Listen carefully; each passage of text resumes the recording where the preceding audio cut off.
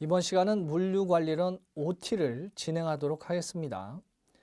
OT를 하는 이유가 있죠. 우리가 학습을 하는 데 있어서 첫 장을 바로 넘기고 공부를 하게 되면 물론 그러한 학습이 도움되는 학생분들도 계시겠습니다만 우리가 무엇을 공부하는가를 모를 수가 있고요. 그렇게 되면 무엇이 나올 것인가라는 예측하는 것이 어려워져요. 그렇기 때문에 OT는 우리가 무엇을 배우는가, 이것을 왜 배우는가에 대한 설명이에요. 그렇게 되면 우리가 앞으로 이런 것을 배우게 될 것이고 그렇다면 이러한 유형의 문제가 나오겠구나라는 걸 이해할 수 있는 시간이기도 해요. 우리는 물류 전문가의 양성 과정을 밟고 있어요. 물류라는 건 물적인 흐름이 되겠죠. 제조업체가 무언가를 생산해요. 그런데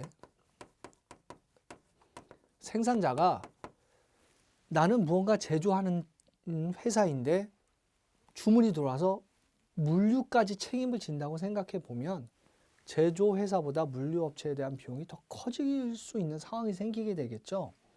그래서 안 되겠구나. 내가 잘하는 거에 좀 집중하면서 내가 잘하지 못하는, 즉 핵심 분야가 아닌 비핵심 분야는 선택할 수 있으면 얼마나 좋을까라는 고민을 하게 돼요.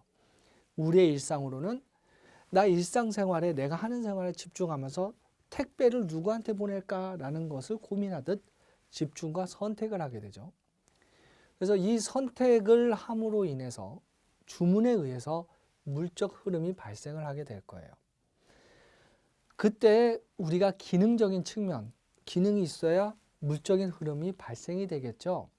그렇다면 그 기능 대표적인 게 뭐가 있을까라고 생각을 해보면 어디에서부터 어디까지 가는 것이 기본이 되겠죠.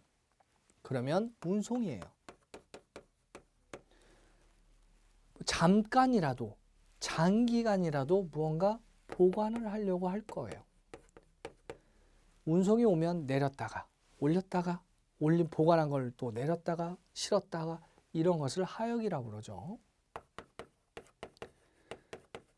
그렇게 된다면 물류관리론에서 이야기하는 부분들은 물류는 왜 우리가 배워야 되는가에 대한 필요성을 이야기할 것이고 이러한 부분들이 관리로 이어지려면 조직이라는 의미도 이해를 해야 되고 그리고 회계 처리는 어떻게 해야 되는지에 대한 개념도 이해를 해야 되고 그리고 정보기술을 접목하는 것이 효율적이라는 건 우리는 알고 있어요.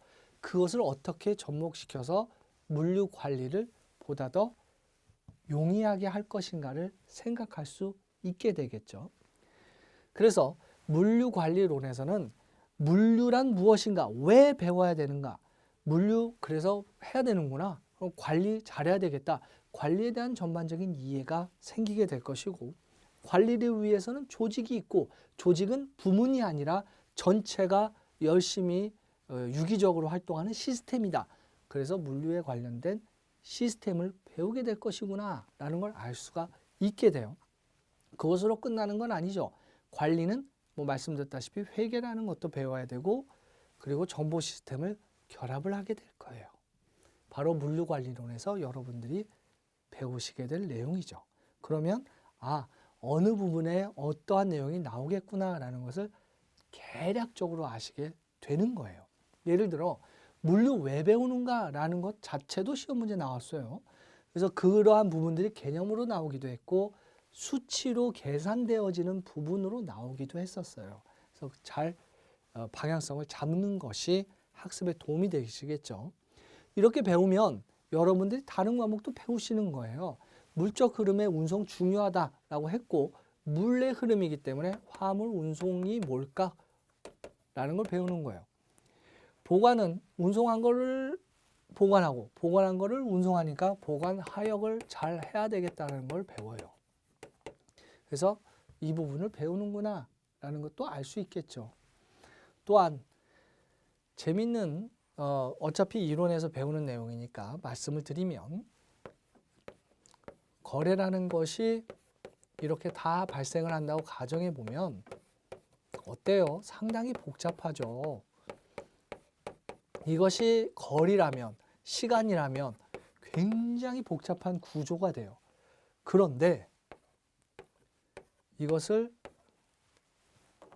이렇게 가운데 두어서 모았다가 분류 작업을 통해 각각의 지역의 필요대로 보낸다면 전체 경로라든지 이런 비용적인 부분이 낮아지게 될 거예요. 자동화도 가능해지겠죠. 물동량이 많아지면. 제가 왜 이 말씀을 드렸냐면 우리나라가 석유, 시추하는 뭐 근처에 그런 것들이 나오는 게 없잖아요. 원부 자재가 너무 부족한 국가이기도 해요. 그렇다면 전 세계의 국가들이 거래를 한다면 이런 거래가 아니라 우리나라가 동북아 물류 거점이 된다면 부가가치가 발생하지 않을까.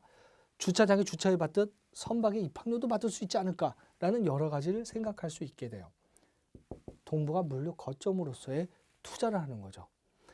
이 말씀을 드리는 이유는 물류 필요하다. 그래서 이러한 기능들이 수행하는데 그것이 국제적으로 발생이 되기 때문에 여러분들께서 이것도 배우는 거예요.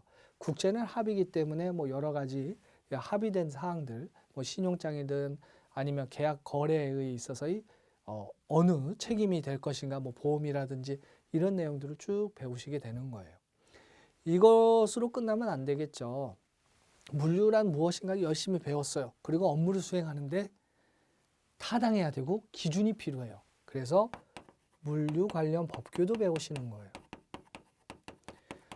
그래서 주체는 누구냐, 기간은 얼마냐 이런 것들에 대한 내용을 담고 있죠. 그래야지 업무하다가 잠깐만 이거 어디에 얘기해 봐야 되지? 라고 할 때 이걸로 근거로 해서 기관의 지원이라든지 뭐 여러 가지 통화가 가능하게 되는 거예요.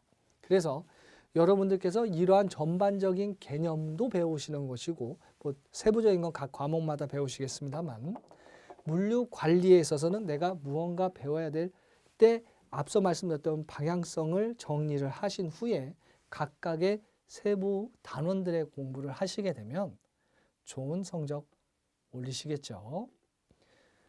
OT 수강하시느라 수고 많으셨습니다.